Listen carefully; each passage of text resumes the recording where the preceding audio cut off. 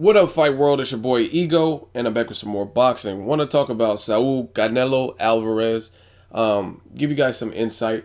So, my sources are telling me it's very likely that it's going to be Canelo versus Josh Clottey. Now, I'm definitely not a huge fan of this particular fight, and I'll talk about that a little bit.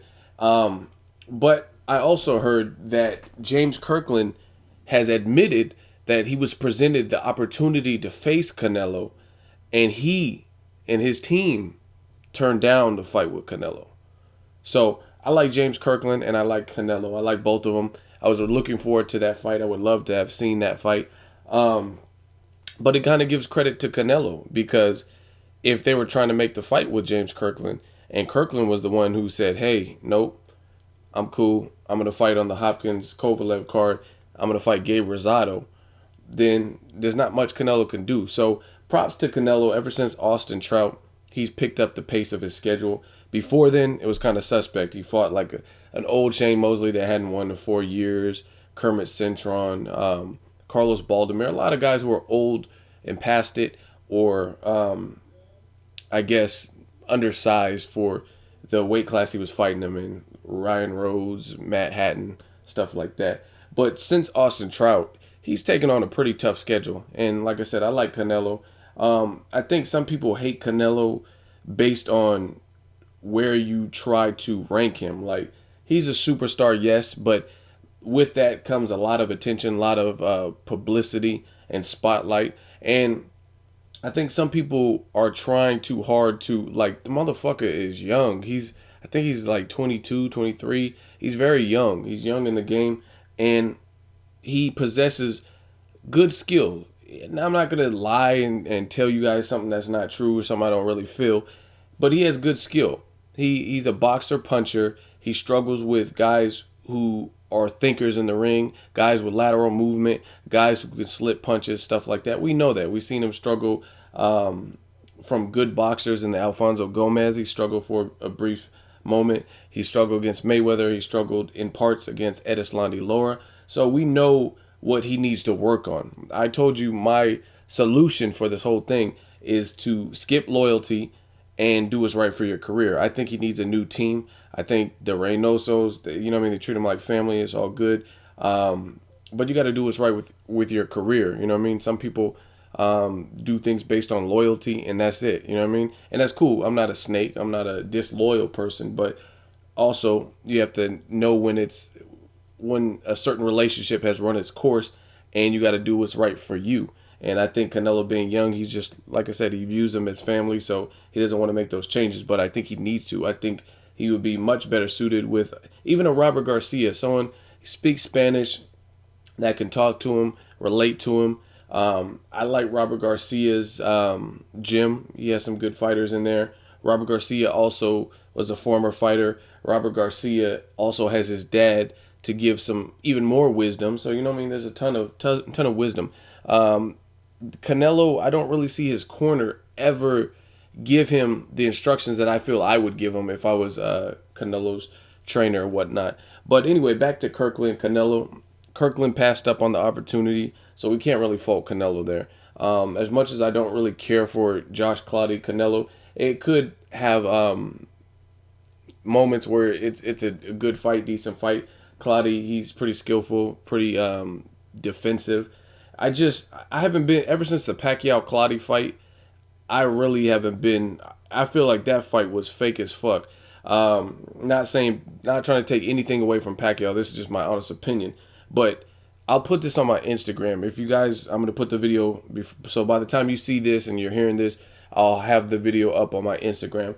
But I distinctly remember the Pacquiao. It was supposed to be a big ordeal. It was in the Dallas Cowboys Stadium, and he was walking out. He's dancing and grooving, and that's what I'm gonna put on my Instagram just to remind you guys. And Clottey was dancing and just like, you know what I mean? Like, he looked like he was finna get loose, like he was feeling good. And the whole Pacquiao fight, he fucking shelled up. It did nothing. Like I said, Pacquiao's a phenom. Pacquiao's a great fighter, but come on, man, because the shots he did land on Pacquiao looked like they had an effect. And he just did nothing. It was like he was throwing the fight. I'm not a big conspiracy theorist when it comes to boxing, but just how he was acting, it looks like his punches did move Pacquiao and had an effect, yet he wasn't throwing. He was just shelling up. And I remember even Pacquiao, he did like a two-fisted punch like around his head or some shit trying to get him to open up. And I just thought that was lame. It looked like a sellout type. You know what I'm saying? He went for broke when he fought Miguel Cotto. And that was closer, like, you know what I mean, close to Cotto's prime. And he went for broke in that fight, arguably won the fight, you know what I mean? But they gave it to Cotto, the bigger star. And then in the Pacquiao fight, it was just disgraceful. And then it felt like he was ashamed of his performance because the motherfucker disappeared after the Pacquiao fight. And then he just resurfaced recently, you know what I mean, in the last year and a half.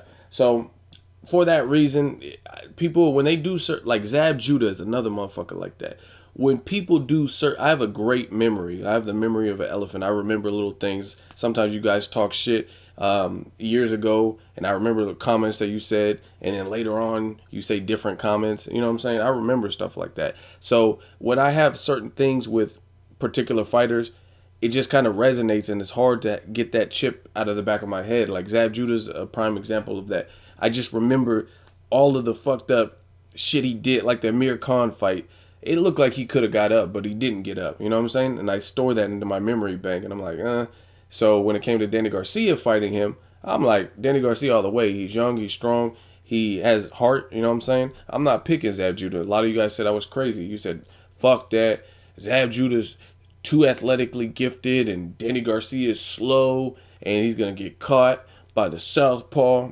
And then I end up being right, and then that was that. You know what I'm saying? So Clottey, there's a certain disdain from the Pacquiao fight, and beating Anthony Mundine and shit like that doesn't remove it for me. You know what I'm saying? It's like if you go to a store, if you go into Target and have a horrible experience, just piss poor customer service, you're waiting in line for 30 minutes, they don't have the product that you came to buy, they're rude, just bad cashiers, all of that. It's going to take multiple times shopping at Target after that point for them to redeem themselves, if you will. You know what I'm saying? You're not going to be like, oh, let me tell all my friends to go shop at Target because you just had a horrible experience.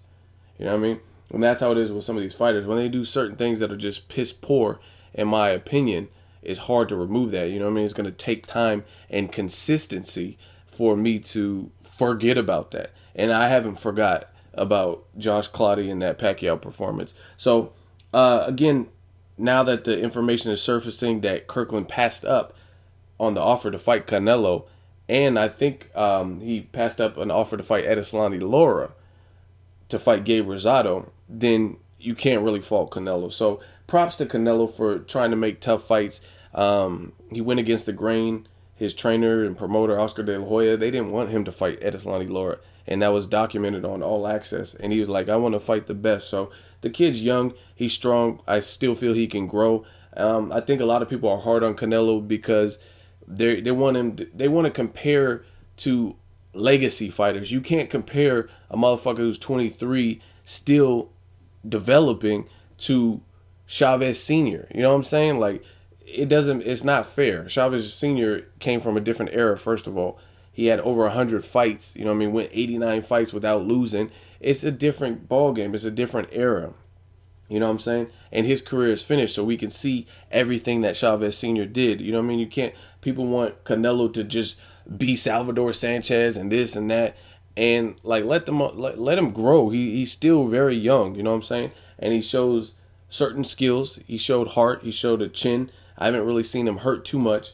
I seen him hurt against Miguel Cotto's brother Jose, clipped him, and he got rocked and went backwards. But you know what I mean? Since then, he's been in fights with other people, and he looks like he takes their punches pretty well. I like his combination punching.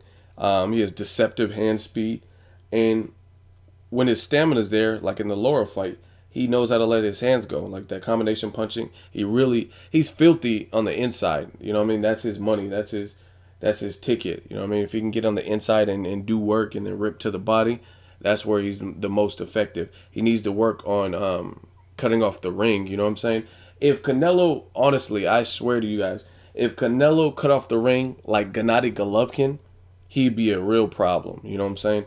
Because that's one of the things where he doesn't do well. You know what I mean? He's more of a boxer puncher. He wants to think it out and shit. Gennady Golovkin just cuts off the ring, comes straight at you. Canelo tends to follow a bit. You know what I mean? He follows you, and you know what I mean? You can't get a slick fighter, especially like a slick black fighter, and trap them, especially when your feet are planted in cement. He doesn't. It's weird. Canelo has deceptively quick hand speed, but his foot speed is not there. You know what I'm saying? So he needs, if you don't have the quickest feet, you don't have that type of footwork like a Pacquiao or a Mayweather or a Amir Khan, then you need to work on cutting off the ring. You know what I mean? Exercising a jab and disrupt Mayweather, disrupt Edislandi Lara, and stop them. You know what I mean? Dead in their tracks. But I think there's things he can work on. I still think he's solid. And I look forward to Canelo fights. You know what I mean? It's usually an entertaining affair. I don't recall the last Canelo fight that I watched where I was just bored out of my mind or anything like that. So I appreciate what he brings to the table. And I think he's young, so he can still grow. Let me know what you guys think of Canelo. What do you think of Canelo versus Josh Clottey, which looks like it is likely. It's not set in stone, but it looks likely. Let me know what you guys think of that potential matchup. And make sure you like my video. As always, hate, comment, or subscribe. Till next videos, Ego signing off.